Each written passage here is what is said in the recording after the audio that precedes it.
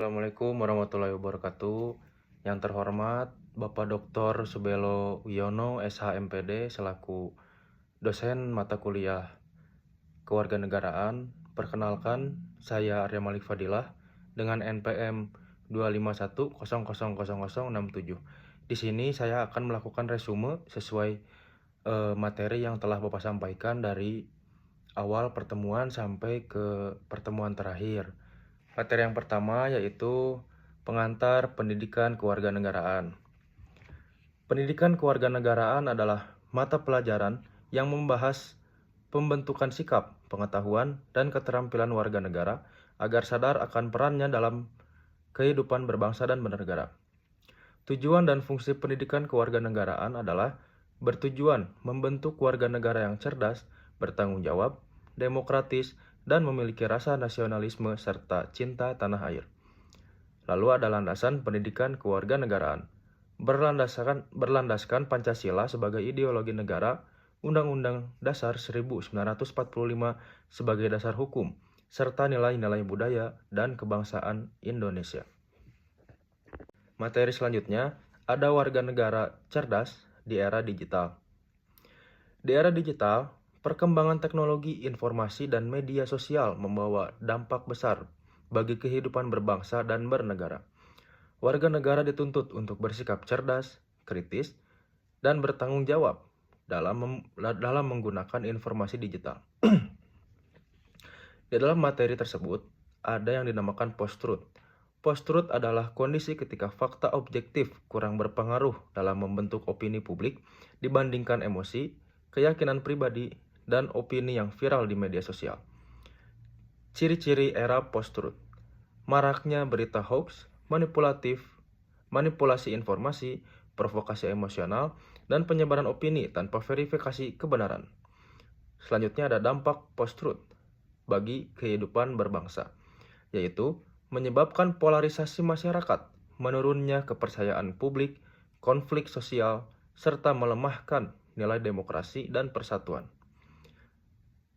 Lalu, ada sikap warga negara cerdas dalam menghadapi post-truth. Yang pertama, bersikap kritis terhadap informasi. Yang kedua, memverifikasi sumber berita. Yang ketiga, tidak mudah terprovokasi, serta mengedepankan fakta dan logika. Materi selanjutnya adalah hak dan kewajiban warga negara. Warga negara Indonesia adalah orang-orang bangsa Indonesia asli dan orang-orang bangsa lain yang disahkan dengan undang-undang sebagai warga negara, yaitu dalam pasal 26 ayat 1 Undang-Undang Dasar 1945. Hak dan kewajiban warga negara. Hak warga negara adalah segala sesuatu yang menjadi hak miliknya sebagai anggota negara yang dijamin hukum. Sedangkan kewajiban warga negara adalah segala sesuatu yang harus dilaksanakannya sebagai bentuk tanggung jawab kepada negara. Selanjutnya, ada hak dan kewajiban negara. Dalam rangka terpeliharanya hak dan kewajiban warga negara, negara memiliki tugas dan tanggung jawab sebagai berikut. Yang pertama, negara menjamin kemerdekaan tiap-tiap penduduk memeluk agamanya sesuai pasal 29 ayat 2. Yang kedua, negara atau pemerintah wajib membiayai pendidikan, khususnya pendidikan dasar, yaitu pada pasal 31 ayat 2. Yang ketiga, pemerintah berkewajiban mengusahakan dan menyelenggarakan suatu sistem pendidikan nasional, yaitu pada pasal 31 ayat 3. Yang keempat, negara memprioritaskan anggaran pendidikan sekurang-kurangnya 20% dari anggaran belanja negara dan belanja daerah, yaitu pasal 31 ayat 4. Selanjutnya, pemerintah memajukan ilmu pengetahuan dan teknologi dengan menjunjung tinggi nilai-nilai agama dan persatuan bangsa untuk kemajuan peradaban serta kesejahteraan umat manusia, yaitu pada pasal 31 ayat 5. Selanjutnya, ada pengertian demokrasi Pancasila. Demokrasi Pancasila adalah sistem demokrasi yang berlandaskan nilai-nilai Pancasila, terutama sila keempat, yaitu kerakyatan yang dipimpin oleh hikmat kebijaksanaan dalam permusyawaratan perwakilan. Demokrasi ini menekankan musyawarah, gotong royong, dan keadilan sosial. Prinsip-prinsip demokrasi Pancasila. Yang pertama, kedaulatan berada di tangan rakyat. Yang kedua, musyawarah untuk mufakat dalam mengambil keputusan. Yang ketiga, mengutamakan kepentingan bersama di atas kepentingan pribadi atau golongan. Yang keempat, menghormati hak asasi manusia. Yang kelima, menjunjung tinggi keadilan dan persamaan kedudukan di depan hukum. Selanjutnya ada ciri-ciri demokrasi Pancasila. Yang pertama, adanya kebebasan berpendapat yang bertanggung jawab. Yang kedua, keputusan diambil melalui musyawarah. Yang ketiga, tidak memaksakan kehendak. Yang keempat, adanya keseimbangan antara hak dan kewajiban. Yang kelima, mengedepankan nilai-nilai persatuan dan kesatuan bangsa. Lalu, ada tujuan demokrasi Pancasila. Demokrasi Pancasila memiliki tujuan, yaitu yang pertama, mewujudkan kesejahteraan rakyat. Yang kedua, menjaga persatuan dan kesatuan bangsa. Yang ketiga, menegakkan keadilan sosial. Dan yang keempat, menciptakan pemerintahan yang adil dan berdaulat. Lalu materi selanjutnya yaitu ketahanan nasional.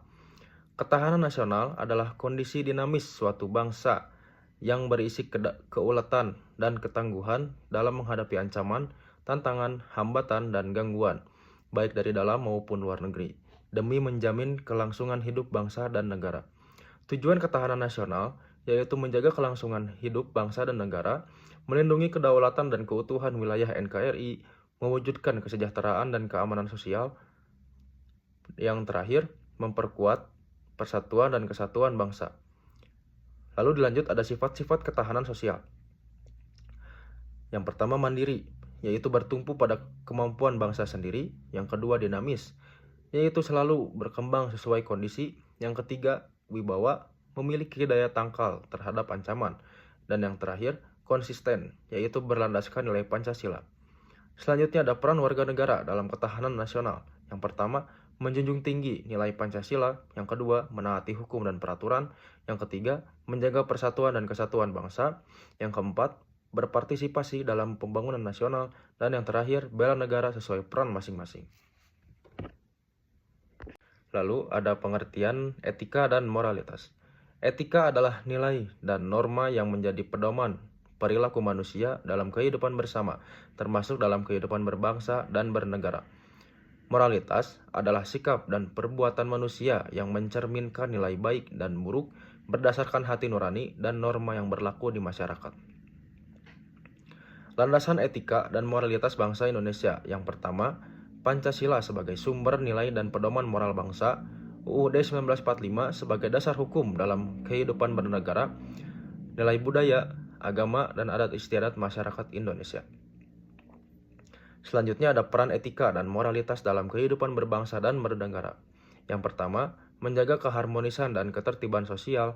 Yang kedua, membentuk karakter warga negara yang bertanggung jawab, mencegah penyalahgunaan kekuasaan dan pelanggaran hukum, dan yang terakhir, memperkuat persatuan dan rasa keadilan sosial. Selanjutnya ada etika dan moralitas warga negara, yaitu menjunjung tinggi kejujuran, keadilan, dan tanggung jawab, menghormati hak dan kewajiban sesama warga negara, taat hukum dan peraturan yang berlaku, serta menghargai perbedaan suku, agama, ras, dan pendapat. Lalu pada pertemuan terakhir adalah mengenai filsafat Pancasila. Filsafat Pancasila adalah kajian mendalam tentang Pancasila sebagai sistem pemikiran yang menjadi dasar pandangan hidup dan ideologi bangsa Indonesia dalam kehidupan bermasyarakat, berbangsa, dan bernegara. Landasan filsafat Pancasila. Yang pertama, landasan ontologis, yaitu hakikat manusia sebagai makhluk Tuhan yang Maha Esa, makhluk hidup sekaligus makhluk sosial. Yang kedua, landasan epistemologis, yaitu Pancasila sebagai sumber pengetahuan dan kebenaran yang berasal dari nilai budaya, agama, dan pengalaman historis bangsa Indonesia. Yang ketiga, landasan aksiologis. Pancasila mengandung nilai-nilai luhur yang menjadi pedoman moral dan tujuan dalam kehidupan bangsa. Selanjutnya ada makna setiap sila dalam perspektif filsafat. Sila pertama, ketuhanan yang Maha Esa, mengakui adanya Tuhan dan menjamin kebebasan beragama serta toleransi antar umat beragama. Sila kedua, kemanusiaan yang adil dan beradab, menjunjung tinggi martabat manusia, keadilan, dan nilai kemanusiaan. Sila ketiga, persatuan Indonesia, menekankan pentingnya persatuan dalam keberagaman. Sila keempat, kerakyatan yang dipimpin oleh hikmat kebijaksanaan dalam permusyawaratan perwakilan, mengedepankan demokrasi yang beretika, musyawarah, dan kebijaksanaan. Dan yang terakhir, sila kelima, keadilan sosial bagi seluruh rakyat Indonesia, mewujudkan keadilan dan kesejahteraan bagi seluruh rakyat Indonesia. Mungkin cukup sekian yang dapat saya sampaikan. Sebelum ditutup, saya ingin berterima kasih kepada Pak Subelo karena telah menyampaikan beberapa materi dari awal sampai akhir dengan baik, sehingga mudah dimengerti. Dan saya juga berterima kasih kepada Pak Subelo karena telah mengajarkan mahasiswanya untuk belajar berkomunikasi depan umum, sehingga saya insya Allah Pak, saya bisa belajar lebih giat lagi, saya bisa presentasi dengan lebih percaya diri lagi. Mungkin ya saya banyak terima kasih lah ke Bapak. Mungkin cukup sekian yang dapat saya sampaikan. Mohon maaf bila masih banyak kekurangan Pak. Wassalamualaikum warahmatullahi wabarakatuh.